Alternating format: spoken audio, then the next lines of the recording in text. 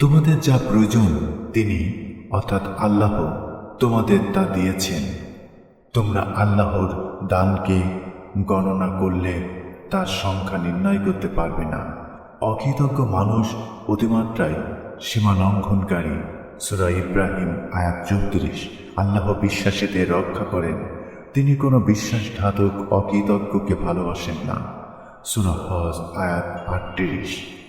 তোমরা কি মনে করো যে আল্লাহ তোমাদের এমনি ছেড়ে দেবেন?